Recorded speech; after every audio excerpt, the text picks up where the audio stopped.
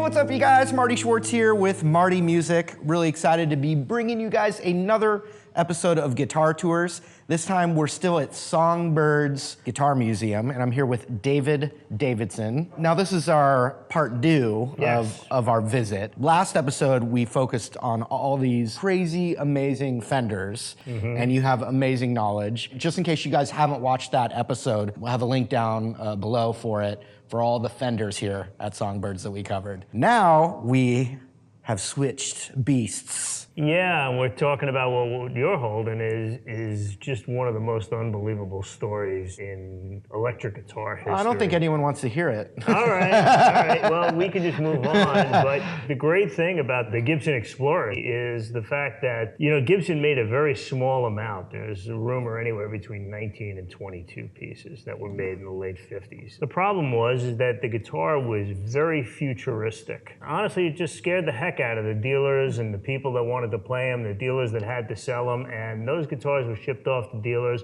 and a lot of them wouldn't even sell. Some of them were actually sent back to the factory and resold in later years, up until 1963. This particular piece belonged to a gentleman named Big Ed Thompson, and he played this Gibson Explorer, and next to him stood his brother, who played a left-handed Flying V, which is in the back. It's the only V that was outfitted from the factory played left-handed. This guitar wound up being with Ed until it was put away for a long period of time and discovered by former Fleetwood Mac guitar player Rick Vito. Rick found these guitars, brought them out. There was a giant magazine article done about it at the time.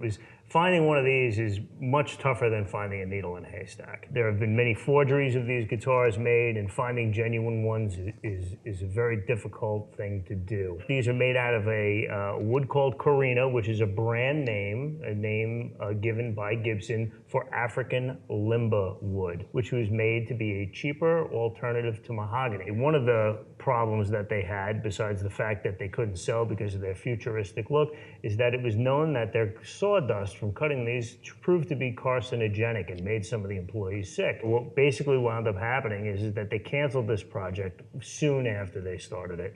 That's why there's probably about 80 or so Flying Vs, maybe less than a couple of dozen Explorers. So what you're really holding is the true holy grail of rock and roll guitars there. How does that feel? Intimidating, very intimidating. Well, I'm just like, well. as you're explaining it, I'm like looking down, trying to hold it tighter, but not too tight. Hold it loose. Otherwise, it feels expensive if you hold it tight. Yeah, hold it loose and relax. No, it's really cool. And so the futuristic thing, you got a spaceship kind of vibe, but also kind of a lightning bolt. I mean, I kind of see the Flying Z, people called it. Oh, okay. It's kind of like that weird shape, like as opposed to the V. Where did the design actually come from? Just one of the luthiers? They had a design team that worked in Manhattan, and a lot of these guys were car designers. Tail fins were really big back then. You just gotta kind of think about the whole idea. The same with the Firebird. Ray Dietrich was a GM designer, designed the Firebird. So they were trying to do something different, and they went a little too far and wound up having very poor sales. Wow, I mean, You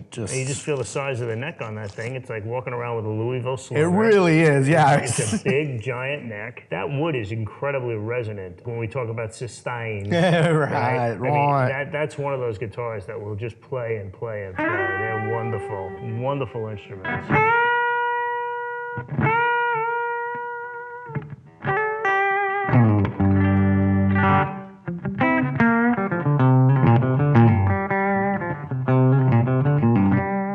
Now, I can only imagine what the heck you're holding right now yourself.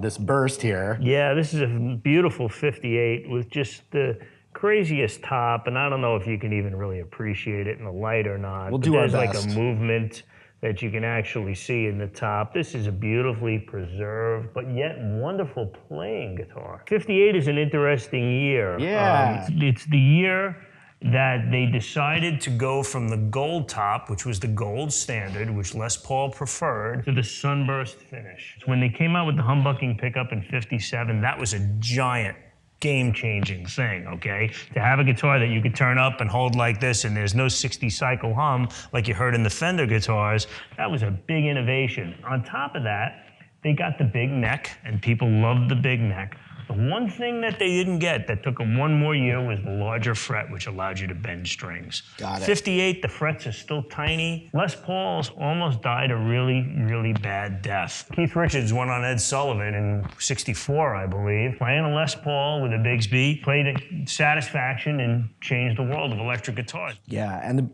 of course, I'm always learning here from guys like you, but the 59 is kind of the most valuable Les Paul or up there? Well, 58 to 60, they made roughly 1,700 guitars. Was this the only sunburst color then? No, believe it or not, they also made a tobacco sunburst. Okay. We do have a few of them. We have one here. One great thing about these guitars, it has the legendary patent applied for pickup, okay? And people don't realize the early years of the patent applied for pickup, 57, 8, 9, and 60, have a longer magnet and sound slightly different than the 1961 and early 62 PAF pickups. Okay, and so PAF literally stands for Patent applied for. So with not a wealthy person's budget, let's just say, and you're looking for a Gibson, is 80s all right, or is it 90s when? Well,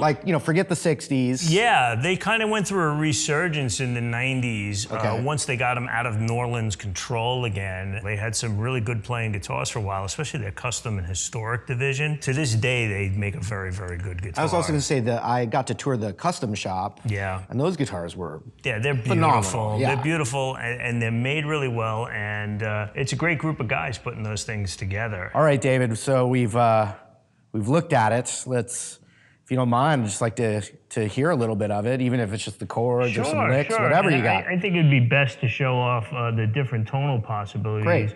But you can, in the bridge position, and you get that, there's a lot of high end, a lot of brightness, and in the middle position, you get that whole jazzy tone that they were looking for. Remember, these guitars were originally created for jazz. Yeah. And people don't realize. And the neck position, you can just, you can get it very open. But the one thing that people don't realize is you take this guitar and you put it through a different type of amplifier, make it a little coarse. Yeah.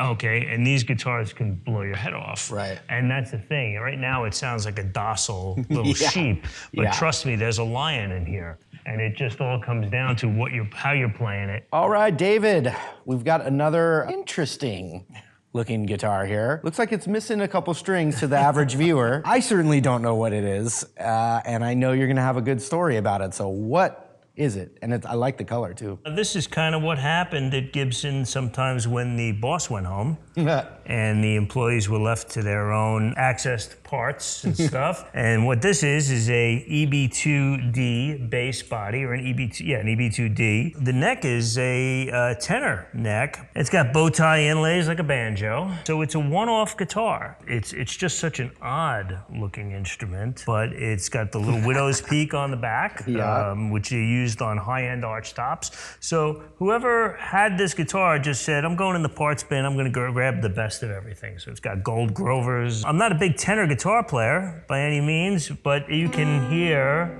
that.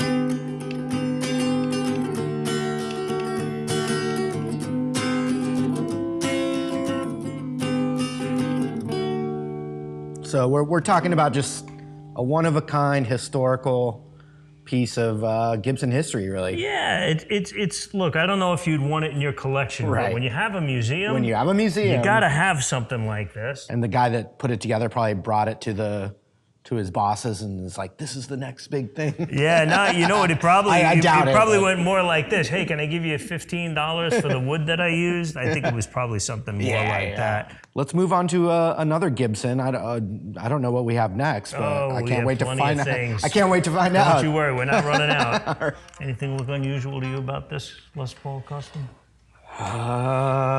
There's only 2 pickups. In the 50s, they would have had 3 pickups. Oh, in the 50s. And this is a 50s. Why did it switch from 3 to 2? What's the deal on that? A lot of players had the same problem. You play over here, right? And Yeah. you're knocking into that pickup all the time with the pick. Well, that making doesn't really noise. sound so good, right? So I think, Clicky sounds. Yeah, and the clicky noise. sounds, and just kind of got in the way. Do you know why Somebody it ordered didn't? it this way, and there were a few ordered this way. And so they started to think to themselves, hey, maybe there's something here where we should just do it this way. Right. So when the guitar came back out in 1968, when they had a long lull, they came out with 2 pickups. And so what year is this exactly? This is a 59. Okay, they made 4 59s with 2 pickups.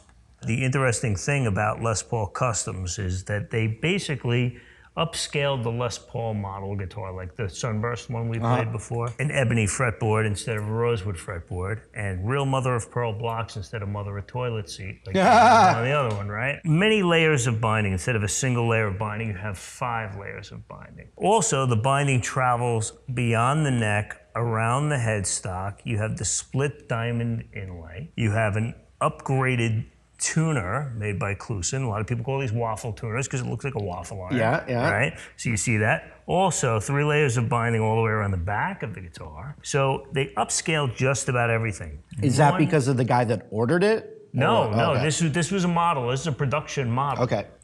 Actually, when you got the tag that hung on the guitar when it was new, it actually said Les Paul Custom Fretless Wonder. And the reason they called it a Fretless Wonder is the frets are tiny. The frets are tiny because they were made to play jazz fast on. Nobody was thinking about bending strings. Okay. To me, it's almost an uncomfortable feel. But very, very interesting. Again, you still have the PA after the patent applied for pickups, and that didn't change, but you got gold hardware now instead of the nickel hardware that they used on the regular Les Paul. All right, can we hear some chords on that thing? Yeah, sure, of course. That's a nice course. one. Something cool about the black Les Paul.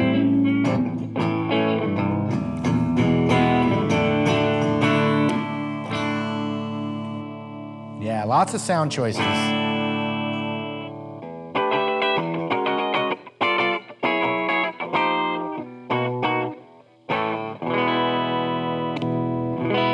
Man, so in tune, too. A little bit more, yeah, a little bit. We're getting a little bit more at the pickup height adjustment. Wow.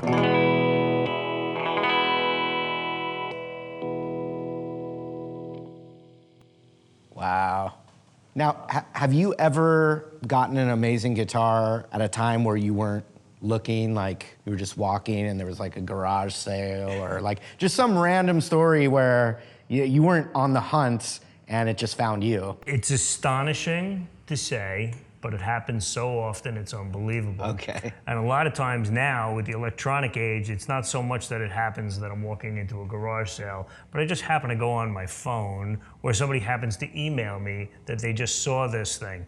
I have guitars that I've located because my friends worked for the power company, and they were in people's basements, and called me up and said, I'm looking at this guitar case, I think this might be something for you, let me take a picture. And you know, dialogue starts that way. For people who think that guitars like this don't exist in the basement anymore, that's totally untrue. Guitars like this really do exist, and they're really out there. So have you gotten guitars where the person didn't know what they had and...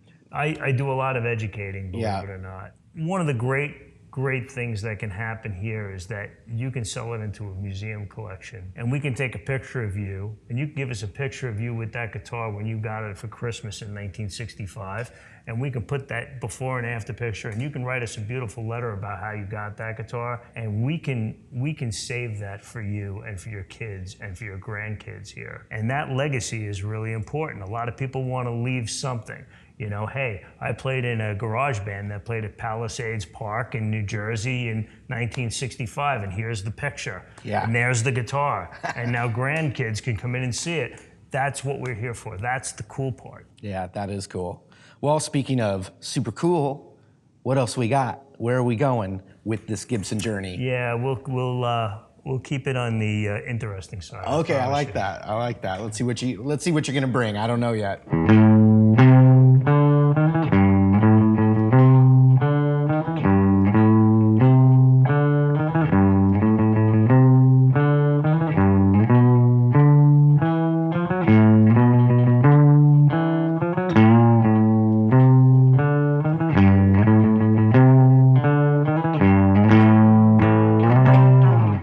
David, we have two unusual, well, I've been holding this one the Karina whole City. time. Yeah, look at this, look at this. Now we're ready for our band. Yeah, I mean, these are such incredible guitars. I mean, it's all about the weight. They were very vibrant, and I just think it has to do with the beautiful tight grain, you know. These are interesting guitars, and I think they made somewhere around 88 or 89 of them or something like that. So when you play them, are you like supposed to like rest it between your legs like that, or no? No, it's much safer.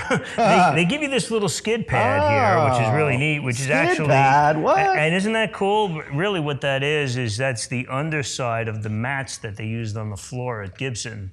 And So they it just was cutting literally pieces cut out? a piece out and they glued it on there. It's a shame. It was just a little before their time. They play wonderfully and they sound really, really good. They got really popular, Like you know. Kiss used them? Yeah, and- like in the 70s, Yeah. they became really popular again. It does remind me of a hot rod mobile, like the aesthetic. There's a little bit of everything. There's a little bit of automobile design. There's a little Art Deco design thrown in here. These are just wonderful guitars, and That's the only Gibson headstock that looks like that, is just for the Flying V, or? yeah, I think they actually had a 70s guitar. I think they may have called them a Rorter that had a similar looking headstock for a minute. So something I've been curious about that we haven't approached at all yet. It's not the most important thing, but what would something like this be valued at? Explorers have been known to go for more than $1 million, especially if they have a really strong provenance. You know, Flying Vs or less, they're, you know, half of that.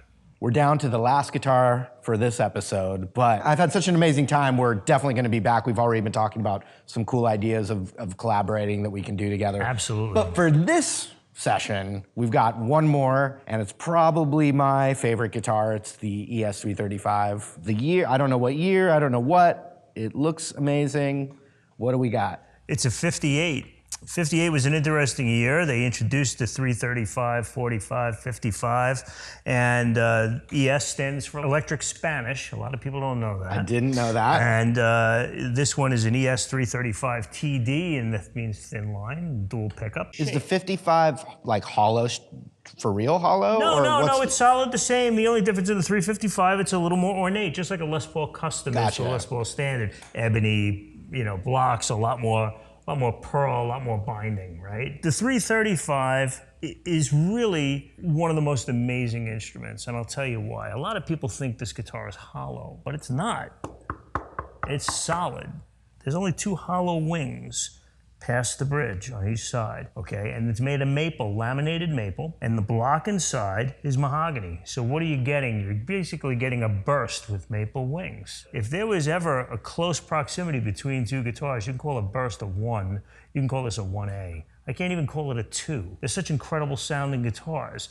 They have the same type of electronics, it's the same scale length, they're using the same neck, the same fret size. It's really one of my favorite things. And they follow the same pattern as a burst, so a 60, the neck is gonna get thin. 62, 3, 4, they start getting bigger again. If you look at... Is that from feedback of players? Yeah, that, and yeah, people were saying it's too thin. You know, I don't like the way it sounds, or I don't like the way it plays, it doesn't carry and sustain the note. This has all the makings of the perfect instrument to me. But believe it or not, the 335 became the iconic guitar.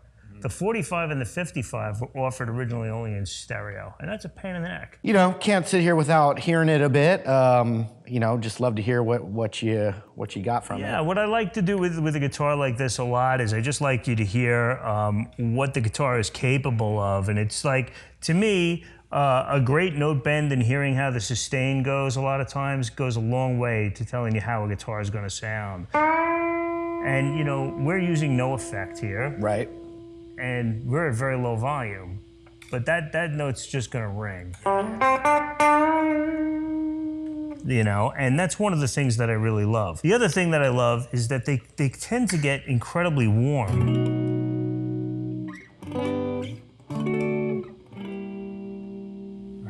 It get very, very warm sounding. You're describing like kind of a maple sound. Yeah, I'm trying to get as much wood out of the guitar as I can. I've always felt that with those guitars. Yeah, a lot of people think of you know, electric guitars and they think, well, it's just electronics, but it's not. Trust me, the wood is heard. The bridge pickups on these can be big.